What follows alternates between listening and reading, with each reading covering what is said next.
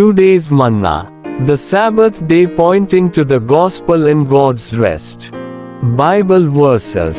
Exodus 20:10. But the seventh day is a Sabbath to Jehovah your God.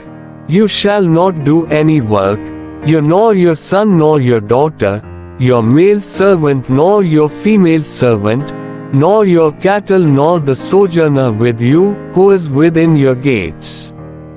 Exodus 20:11. For in 6 days Jehovah made heaven and earth, the sea and all that is in them, and rested on the seventh day. Therefore Jehovah blessed the Sabbath day and sanctified it. Words of ministry. The fourth commandment reminds man to remember the Sabbath. In other words, it reminds man to remember God's work. This remembrance reminds man that God spent 6 days to restore the earth and then rested on the seventh day. The seventh day was originally God's day of rest.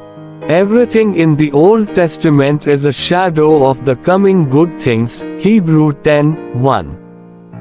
Like all other types in the Old Testament, the Sabbath which God gave man has its spiritual significance. God created man on the sixth day and rested on the seventh day. As soon as man was created, he did not enter into work but into God's rest. God worked 6 days and then rested 1 day. But when man came, there were not 6 days followed by 1 day, but 1 day followed by 6 days. Man rested first and then worked. This is the principle of the gospel. The Sabbath is a type of the gospel. Salvation comes first, work comes later. First we have life, then we have the walk.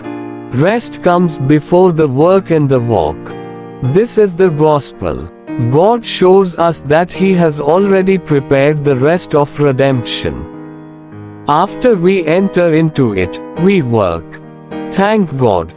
We work because we first have rested. Amen.